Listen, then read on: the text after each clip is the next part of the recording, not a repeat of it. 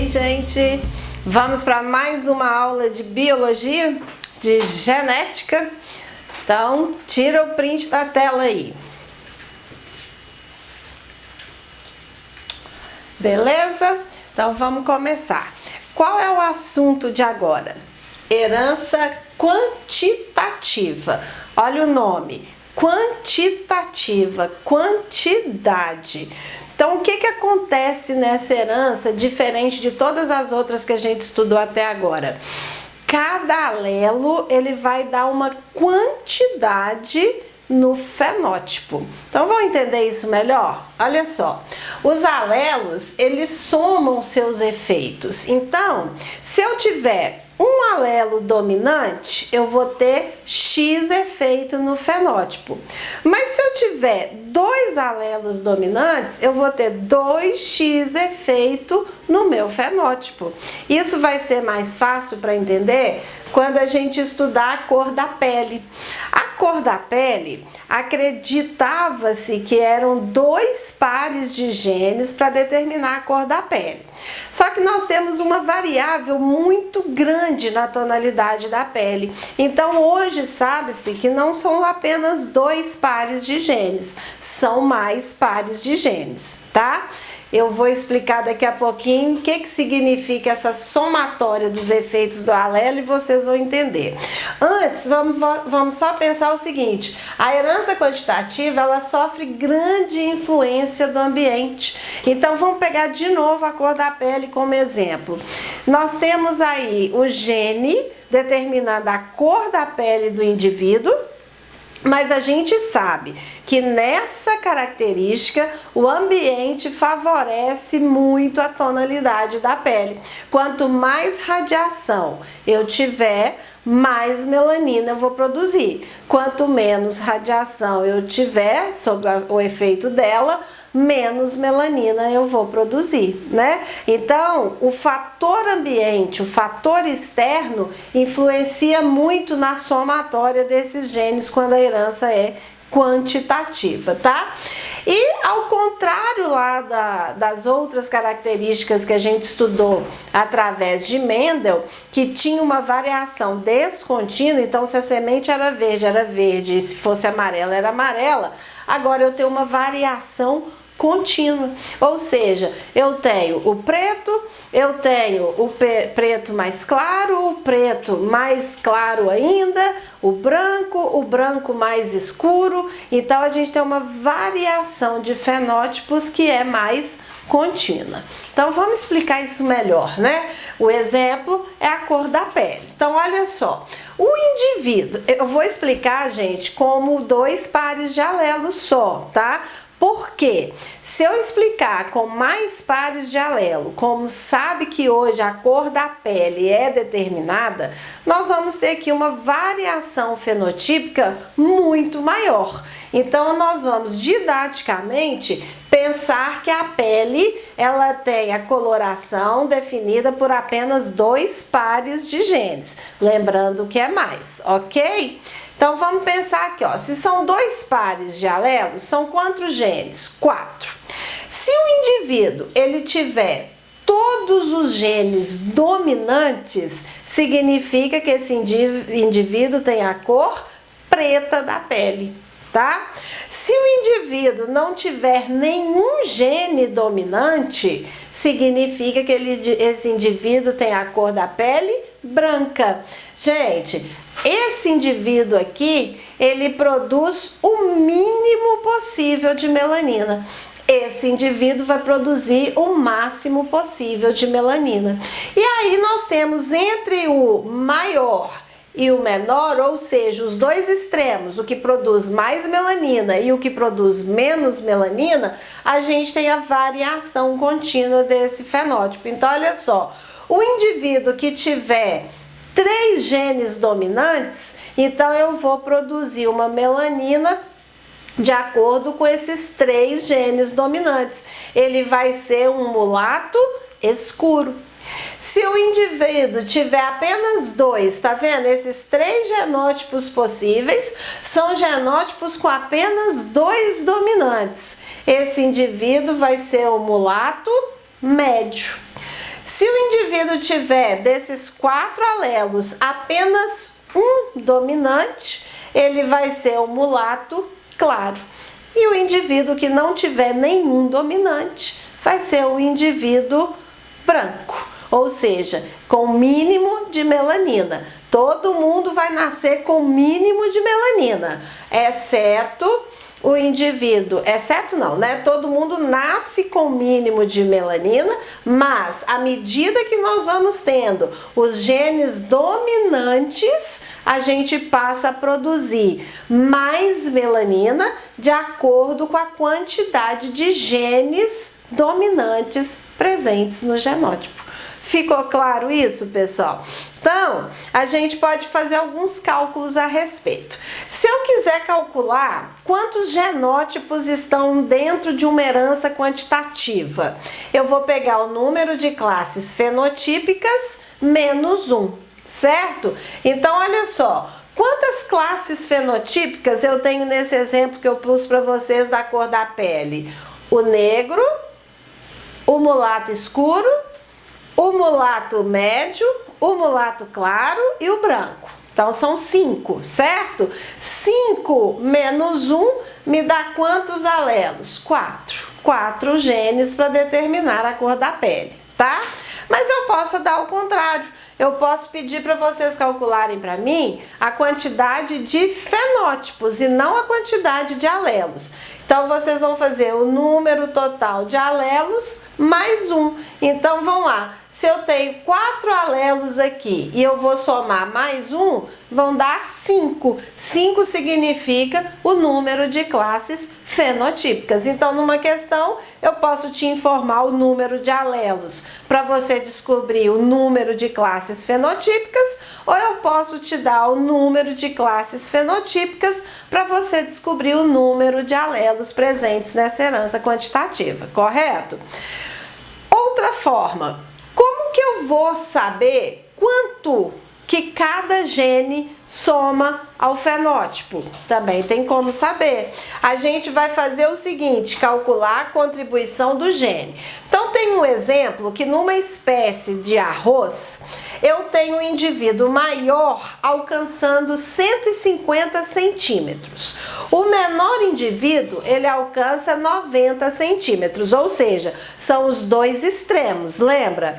Então, o maior indivíduo, que tem 150 centímetros, ele tem todos os genes dominantes, tá? Então aqui, ó, você tem o gene Azão, Azão, Bzão, Bzão, Czão, Czão, Dzão, Dzão. São 8 alelos, correto?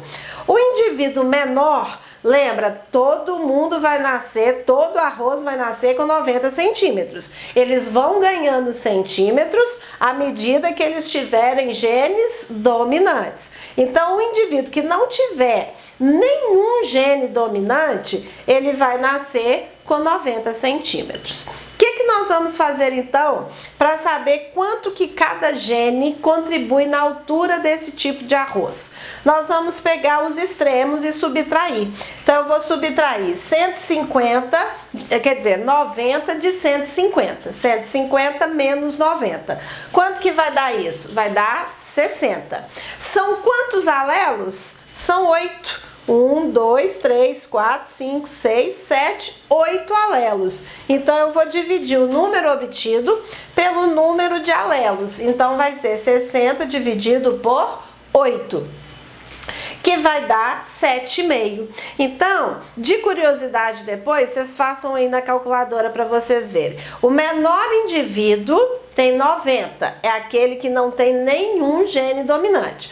Aí coloca só o azão aqui dominante. Só o azão, o que eu vou fazer? 90 mais 7,5. Então, o indivíduo que tiver um azão ou que tiver um Bzão, um Czão, um Dzão, ou seja, apenas um gene dominante, eu vou somar ao mínimo 7,5 centímetros. Então, esse indivíduo vai ter 97,5. Qual que é a conta que eu falei para vocês fazerem aí? Façam Isso vezes todos eles dominantes. Então, se vocês fizerem 7 vezes mais, porque o mínimo é 90, então mais 7,5, 97,5, mais 7,5, mais 7,5, mais 7,5. Que número que vocês terão que chegar? Até 150 centímetros.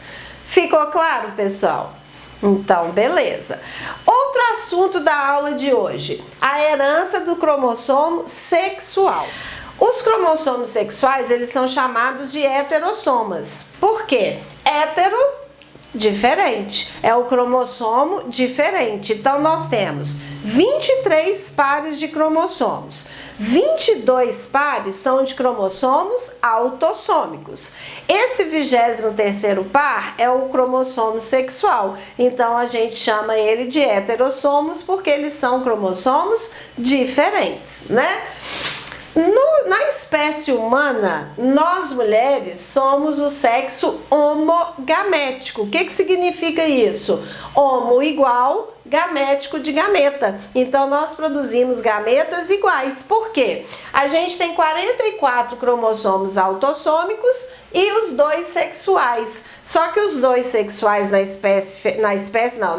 no indivíduo mulher, são iguais, é XX. Então, como que ficam os gametas das mulheres? 22A mais X. Todos os gametas que nós produzimos são 22A mais X. Então, nós somos o sexo homogamético. Os homens na espécie humana são heterogaméticos. Por quê? Eles produzem gametas diferentes. Eles são XY. Então, os homens são 44A autossômicos mais XY, que é o heterossomo deles, né? É diferente o X do Y. Então, como que ficam os gametas masculinos na espécie humana? 22A mais X e 22A mais Y. Então, olha só, os homens produzem gametas diferentes. Por isso que nós dizemos que são os homens que determinam o sexo dos filhos. Porque se o gameta, o ovócito, for fecundado por um espermatozoide contendo o cromossomo X, então na fecundação vai unir e vai dar 44A mais XX, uma menina. Se na fecundação for o espermatozoide contendo o cromossomo Y, então vai ficar 44A mais XY, ou seja, um menino, né, do sexo masculino. Nos insetos, algumas borboletas, né, alguns tipos de insetos, nós temos a representação por 2AXX. Então, a mulher, a fêmea, ela tem 2 cromossomos autossômicos mais os 2 sexuais XX, e o homem apresenta apenas um. Então, nesse caso, quando o homem apresenta apenas um cromossomo sexual, a gente chama de X0. Então, eles são 2AX0, tá? Nesse caso, continuam sendo os machos determinantes do sexo dos filhos, porque eles vão produzir gametas com cromossomo X e gametas sem cromossomo sexual, correto? Em algumas aves, peixes, alguns animais, outros animais, nós temos aqui o sistema do sexo sendo representado por ZW. Só que olha a diferença, nesse caso a mulher é heterogamética. Então as aves, elas apresentam as fêmeas ZW. Então elas vão produzir gametas com cromossomo sexual Z e gametas com cromossomo sexual W, enquanto que os machos vão produzir gametas somente com cromossomo sexual Z. Ou seja, nesse caso, quem que é o sexo que determina o sexo dos filhos? As fêmeas, porque é elas que vão formar gametas diferentes. E isso, gente, é importante porque, além além do cromossomo sexual determinar o sexo, então vamos pegar na espécie humana. O indivíduo que é XY é masculino. Lá no cromossomo Y tem um gene que vai determinar a formação dos testículos. As mulheres não vão ter esse gene, então as mulheres não vão apresentar o testículo. Então, esses gametas sexuais, além deles formarem o sexo, deles determinarem a formação do sexo, eles determinam outras características também. Por exemplo, daltonismo, a calvície, a hemofilia, então fatores de coagulação de sangue, que é a hemofilia, a pigmentação lá nos cones e nos bastonetes para a gente poder enxergar as cores, então nos cones, né? A calvície, então a quantidade de pelo que a gente vai ter na cabeça, isso tudo é também determinado pelo cromossomo sexual. Então não é só o sexo que o cromossomo sexual determina. E como nós temos o cromossomo sexual dos homens da espécie humana, diferente do cromossomo sexual da mulher, porque o homem é XY e a mulher é XX, essas características elas vão se manifestar de forma diferente nos homens e nas mulheres. Então vamos lembrar, toda vez que eu falava, gente, se uma característica é dominante aqui no Brasil, ela vai ser dominante em qualquer lugar do mundo, certo? Agora no cromossomo sexual a gente vai ver que ela pode variar. Eu posso ter uma característica dominante nas mulheres e recessiva nos homens ou vice-versa. Tá legal? Porque o cromossomo sexual é diferente, tá, gente? Então vamos pegar aqui, ó. Eu representei aqui o cromossomo X, que é esse aqui roxo, e o cromossomo Y, que é esse aqui enlaranjado, tá? O cromossomo Y, todo mundo sabe que ele é menor do que o cromossomo X, né?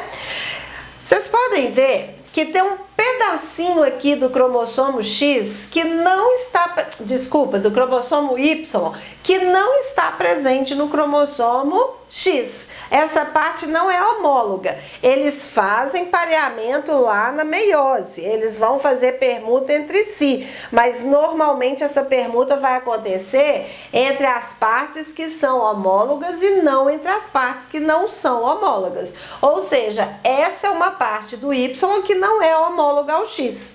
Os genes que estiverem aqui nesse pedacinho que só o Y carrega, a gente chama de herança restrita ao sexo ou holândrica. O que significa isso? Holo, todos, andros, homem, né? Então todos os homens têm. Claro, gente, se eles receberem dos pais deles o gene nessa parte do Y. Se o pai dele não tiver o gene nessa parte do Y, o filho não vai ter a característica, correto? Então, os genes que estiverem aqui determinam heranças restritas ao sexo, ou seja, restrita ao sexo masculino. Holândrica, porque quem apresenta são os homens. Qual é a herança? Hipertricose. Qual que é isso? É cabelo que cresce mais no nariz e na orelha, tá? Então, os homens é que tem, ainda bem, né, gente? O cabelo maior no nariz e na orelha, tá? Esse pedacinho do X, só o X tem, o Y não tem. Então, esse pedacinho, ele não é homólogo ao Y. Então, os genes que se encontrarem no pedaço do X, que não é homólogo ao cromossomo Y, nós vamos chamar de herança ligada ao X ou herança ligada ao sexo, tá? Todos os dois vão ter, tanto homens quanto mulheres. Qual é essa herança? Daltonismo e hemofilia. Não é só elas duas, tá, gente? Mas principalmente daltonismo e hemofilia são as que caem no vestibular. Então, como que vai ser o comportamento dessa herança? Olha aqui embaixo. As mulheres, elas têm 2x, não tem? Então, se a gente carrega 2x, quantos genes para as heranças ligadas ao X nós vamos ter? 2. Então, a gente pode ser homozigota, a gente pode ser heterozigota e a gente pode ser homozigota, né? Então, você tem o dominante, o recessivo e o heterozigoto aqui. As mulheres são assim. Os homens, olha só, eles têm apenas um X. Então, esses homens, ou eles carregam o X com o gene dominante, ou eles carregam o X com o gene recessivo. Então, aqui já é uma particularidade. No caso dos homens, para manifestar o recessivo, não mais eles vão ter que ter dois genes. Eles, com a presença de apenas um gene, eles já são manifestados, eles já manifestam aquela herança, mesmo ela sendo recessiva. Mas por quê? Porque ele só tem um gene, porque ele só tem um cromossomo X e não vai ter o outro gene para impedir a expressão do gene presente no homem. Entendido isso, pessoal? E isso daqui, gente, explica por que os homens, eles apresentam mais daltonismo e hemofilia. Isso é muito bom, né? A biologia é muito linda, como eu sempre falo para vocês. Imagina nós, mulheres, sendo acometidas por hemofilia em maior quantidade. Claro que tem mulheres que têm e tem tratamento. Mas imagina se fosse uma quantidade maior, como é com os homens. Nós temos menstruação todos os meses. E a hemofilia é a dificuldade da coagulação do sangue. Então, a menstruação, no caso das mulheres hemofílicas, merece um tratamento maior, um cuidado maior, né? Então, a biologia é linda até nessa hora. E, por fim, vocês têm essa parte aqui, ó, que essa parte do X se repete no Y. Eu pus os genes aqui, ó, na mesma posição, ou seja, no mesmo locus gênico, para vocês verem que é uma característica de igualdade, é homóloga. Essa parte do X é homóloga à parte do Y, né? Como que são os genes que estão nessa parte? Herança influenciada pelo sexo, tá? Então, um dos exemplos é a calvície. Gente, aqui os dois têm X, X, X, Y, por quê? Tá tanto no X quanto no Y, mas é aqui que a gente tem aquela particularidade que eu falei com vocês, da calvície nos homens manifestar de forma diferente nas mulheres.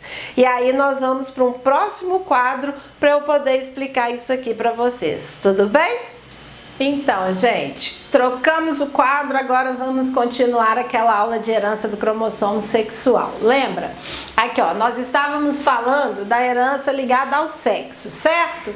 Aí eu vou mostrar aqui para vocês mais detalhadamente, ao invés de ser só aquele pedacinho. Imagina que uma herança ligada ao sexo seja dominante. A gente pode lembrar aquela herança ligada ao sexo ou herança ligada ao X. Por quê? Lembra, ela estava naquele pedacinho do X que não é homólogo ao cromossomo Y, ou seja, um pedaço que o X tem que o Y não tem. Vocês se lembram, né? Então, olha só, o homem tem um X e um Y, a mulher tem 2X. Como que vai ser ela dominante se caso o homem for afetado? Olha só, o único X que o homem tem, ele carrega o azão porque é uma herança dominante. Se ele carrega um azão só, lembra que aqui no caso da herança ligada ao X, ele não precisa de dois cromossomos para manifestar, dois genes para manifestar. Por quê? Porque ele não tem o outro X, certo? Então, se ele tem o azão da herança dominante ligada ao X ou ao sexo, ele vai ser um indivíduo afetado. O que vai acontecer com ele? 100% das filhas mulheres desse homem serão afetadas também. Por quê? Porque para a filha, o homem doa o cromossomo X. Se ele doou o cromossomo X, já com o gene da herança dominante ligada ao sexo, então essas crianças elas vão ser afetadas também, né? Se a mãe não for afetada dessa herança dominante, então os filhos homens dessa mãe serão 100% normais. Por quê? Porque a mãe doa para o menino o cromossomo X, com o gene azinho que não é da doença. O pai doa para o menino Y. O Y nem carrega esse gene. Então, esses meninos aqui, eles vão ser XAzinho Y. Vocês concordam? Então, ele vai ser XAzinho Azinho, Y. Então, esse aqui também, a mesma coisa, né? Ele não vai ter a doença porque ele não tem o gene dominante para essa herança, ok? Agora, olha o recessivo. Se for uma herança recessiva, aqui a gente tem um caso oposto. Imagina uma mãe afetada. Então, essa mãe é XAzinho, XAzinho. Lembra que nós mulheres carregamos 2 cromossomos X. Então, pra gente, continua igual a herança de Mendel comum. Eu preciso dos 2 genes recessivos, se a herança for recessiva, para manifestar, ou eu preciso de apenas um gene dominante, se a herança for dominante, para manifestar, mesmo eu tendo outro X. Aí vai ser aquela questão, razão alguma coisa, não interessa o outro X. Então a herança agora é recessiva. Ela tem Azinho, Azinho. Quando ela doar para os seus filhos homens, quem que ela vai doar? O X, o cromossomo X. Por quê? O cromossomo Y, quem doa é o pai. Então, se a mãe doa o cromossomo X com o gene Azinho, mesmo sendo recessiva, e o menino recebendo apenas um gene Azinho da mãe, já é suficiente para esse menino manifestar essa doença. Por quê?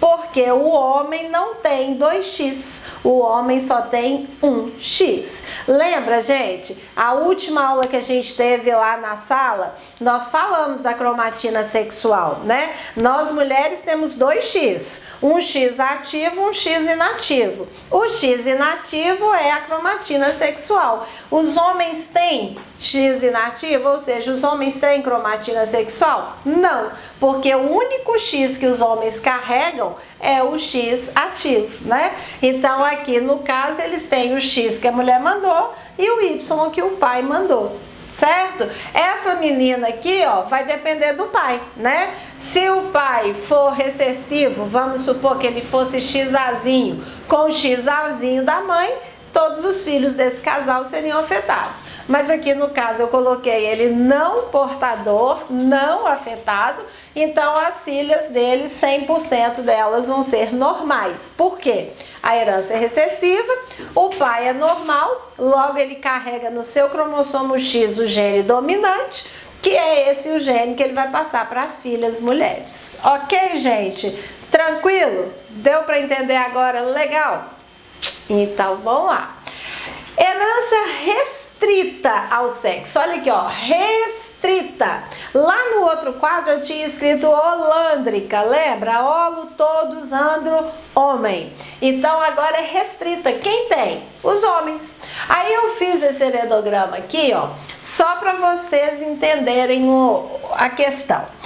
Se esse homem aqui, ele tem no cromossomo Y dele o gene, então ela está restrita ao cromossomo Y, que é a partezinha do Y que não tem no X. Então é um pedaço do Y que não é homólogo a X, certo? Então se nesse pedaço ele tem um gene Y, o que ele vai fazer? Ele vai passar esse gene para os seus filhos homens. Por quê? Porque o homem passa para os meninos o cromossomo Y e a mãe passa para os meninos o cromossomo X, assim como para as meninas também. Por quê? A mãe só tem o cromossomo X, correto? Então, olha só, se ele tem nesse Y dele esse gene, ele vai passar para o filho dele. Consequentemente, o filho dele vai passar para o filho dele também, ou seja, para o neto desse indivíduo aqui, certo? Então, todos os homens de uma mesma família que tiverem o gene lá na parte do Y, que é não homólogo ao X, os filhos homens vão receber esse gene. Aí eu coloquei esse exemplo aqui, olha, essa menina é filha desse homem que tem esse gene no cromossomo Y, irmã desse menino que recebeu esse gene no Y do pai, certo?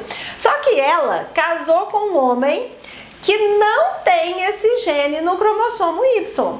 Então, se ela casa com um homem que não tem esse gene, esse homem não vai passar para o filho deles. Vocês entenderam? Não significa que restrita ao sexo ou holândrica que todo todos os homens, 100% dos homens, têm que manifestar. Não. Lembra do exemplo que eu dei? A hipertricose, cabelo grande no nariz e no ouvido.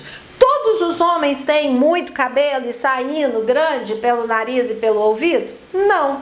Então, provavelmente, esses homens que não têm, os pais deles não têm esse gene no pedaço do Y, que não é homólogo ao X, que é esse caso aqui, tá? O que eu quero dizer aqui, restrita ao sexo ou holândrica, que todos os homens têm, significa o quê? Significa que aquele homem que tiver, ele vai passar para 100% dos seus filhos homens, ok? Herança influenciada pelo sexo. Aqui vem um só que não daquele que a gente estudou na sala de aula. Qual é? Lembra que a gente falou? Tudo que é dominante em qualquer parte do mundo. Tudo que é recessivo em qualquer lugar do mundo, certo? Errado. Porque quando a gente fala de herança influenciada pelo sexo, nós estamos usando aquela parte do X e do Y que são homólogas. Ou seja, é um pedaço do cromossomo X que repete no cromossomo Y, um pedaço do cromossomo Y que repete no cromossomo X. Correto? Então, o que acontece aqui? Nós temos aqui a calvície como exemplo dessa herança, tá? A calvície, ela vai manifestar de forma diferente nos homens e nas mulheres. Nos homens, a calvície vai ser dominante, nas mulheres, a calvície vai ser recessiva, tá? Por quê? Porque os homens produzem mais testosterona. Então, como é uma herança do cromossomo sexual, aqui ainda tem a influência do hormônio sexual masculino, que é a testosterona. Então, na presença de testosterona, quantos genes para calvície eu preciso? Isso, de apenas um gene para calvície. Então, os homens que receberem um gene para calvície, mesmo que no outro pedacinho, no outro cromossomo sexual, ele tenha o gene para não calvície, esse homem já vai ser calvo. Então, para que os homens não sejam calvos, como que eles têm que ser? Não podem receber o gene da calvície. Eles não podem ter, porque a presença de um gene já faz com que eles sejam calvos, tá? E nas mulheres, é recessivo. Vocês devem estar se perguntando assim, a professora errou, né? Porque ela colocou cesão, sendo que a calvície é recessiva. Gente, aqui eu representei com cesão porque eu estou representando o cesão como gene da calvície. Mas vamos lembrar do outro quesito para que seja recessivo? Quantos genes eu preciso para manifestar uma herança recessiva? 2. Então aqui, ó, a mulher recebeu os 2 genes da calvície, tanto da mãe quanto do pai dela. Então, assim que a mulher recebe os 2 genes para calvície, essa mulher é uma mulher calva. Não necessariamente com aquelas entradas que os homens têm. Pode ser uma queda de cabelo mais acentuada, falha no cabelo, né? Lugares com mais ou menos pelo, cabelo mais fino, tá legal? Então, o importante é, ela precisa receber o gene da calvície da mãe e precisa receber o gene da calvície do pai. Senão, ela não vai ser calva. Aqui, ó. Se a mulher ela receber apenas um gene para calvície, ela tem estrogênio. Testosterona é muito pouco, então ela não vai ser calva. E se ela não receber nenhum gene para calvície, ela vai ser não calva, do mesmo jeito. Então aqui, fiquem atentos a isso. O cesão só significa a questão da homozigose na recessividade, tá? Não representei por cezinho só para não confundir a cabeça. Não sei se é assim eu confundi também. Entendido, gente? Bom, isso que a gente viu é a herança mendeliana. É a herança que o Mendel estudou. Agora a gente tem uma outra herança, a herança mitocondrial. Ou seja, ela é extragenética. Essa herança é extracelular, né? Ela tá fora ali do núcleo. Onde que ela tá então? Na mitocôndria. O nome já diz, é uma herança presente na mitocôndria. Quem é que manda as organelas para os filhos? Aquelas organelas que a gente já estudou lá na primeira série? A mãe. O pai, o espermatozoide, ele contribui apenas com o material genético. Tanto que o ovócito é uma célula muito maior, todas as organelas são maternas e é ali que o bebê vai se desenvolver, correto? Então, a mitocôndria, se vocês se lembrarem, voltarem no tempo aí um pouquinho mais, vão se lembrar de 3 organelas independentes na célula. Quais são mesmo? Mitocôndria, cloroplasto e ribossomo. Eles têm material genético próprio. Lembraram? A gente não tem cloroplasto, mas a gente tem mitocôndria. Na mitocôndria, então, a gente tem material genético. E esse material genético, ele é passado de geração a geração, tá? Quem é que passa? As mães. Então, aqui, ó, eu representei a mãe com essa mitocôndria dela aqui. Ela passou a mitocôndria para 100% dos filhos dela, tá? O filho, o homem dela, não passa a sua mitocôndria. Então, o que a gente pode fazer aqui? Quem que vai passar essa mitocôndria? Essa mãe aqui. Então, essa mãe, que é a esposa desse rapaz, é quem vai passar a mitocôndria para os filhos deles, tá?